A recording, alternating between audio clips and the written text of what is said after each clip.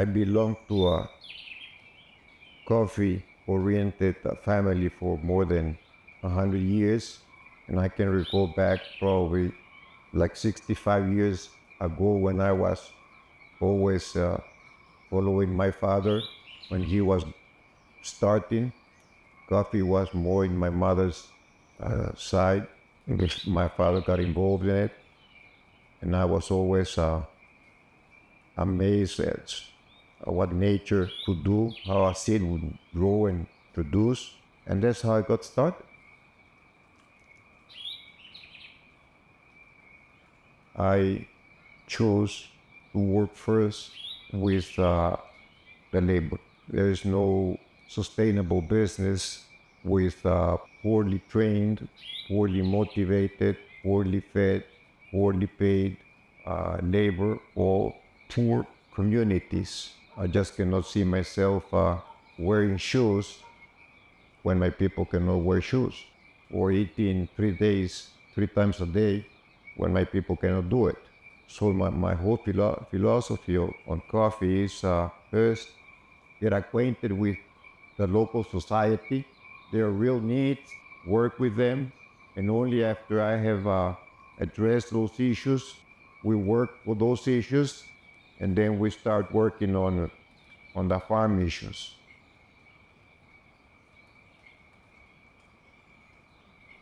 I would generalize that in any region, you can get good products. Some regions, it's just easier because of nature. But if you learn to handle and you learn the realities of your environment, you can do much better.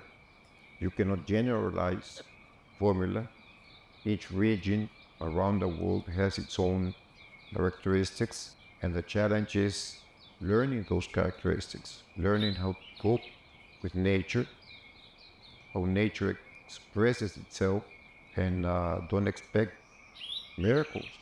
Nature is nature, and nature, I don't know if we will eventually be able to understand it. I don't think so. Nature is always expressing differently, and it can become your friend or your foe. It just depends how you approach it.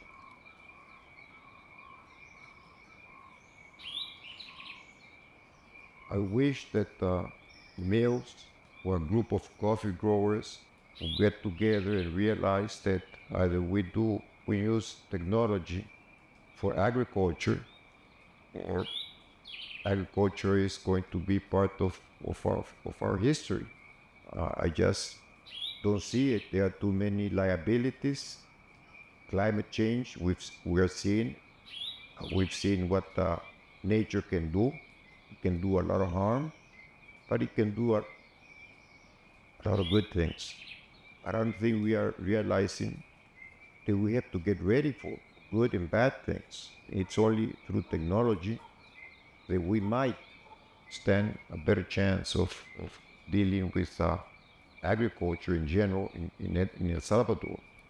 Salvador is a very small country, so what I envision is small cultivars with very special coffee, but only reach through technology.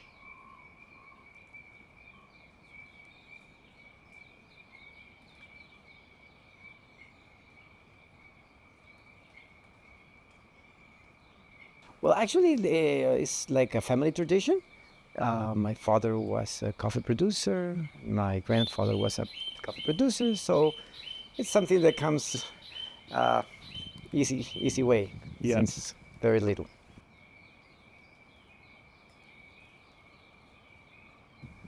Well, actually, we try to keep the original ways of working. We have changed a little bit due to climate or diseases, but normally we try to keep the same traditional way of producing coffee. I think maybe generations are changing, so the labor force is getting old in some way, and the new ones are learning but slowly. So sometimes, in order to to prepare that labor force to manage and prune the coffee trees or the shade trees are getting more challenging. I think generational changes mainly, Yeah. not climate. Something that you can. It's a challenge because you have to do things different or in different timing, but more mainly the traditional activities have to be done in a certain way. So making the labor force in order to understand that way is more challenging than the climate. I am a member of the board of Cuscachapa since, let's say, 10, 15 years ago. And my role there is I am a producer, but I'm more in charge of um, in the selling of the very special lots, assist them because I'm in that, let's say, world. So for me, it's easy really to help another producers of Cuscachapa. They're in selling their coffees. After the harvesting, start cleaning and pruning the trees, the shade trees and the coffee trees, taking the branches that are broken. And of course, this depending on the farm, but the organic farms put in this natural fertilizer that like the pulp. That you have to do it in this time because when it starts to rain, it's too heavy. So you have to do let's say, the natural fertilizer. Actually, it was volcanic eruption was in 2005 and took us around from 7 to 10 years in order to start harvesting, let's say, in normal yields, because even though the trees didn't die, but some they did, so we have to replant.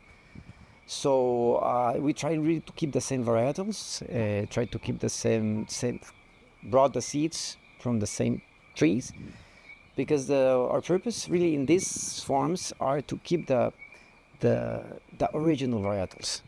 Maybe though now it's more modern, using more these more productive varieties, but we try to keep the same.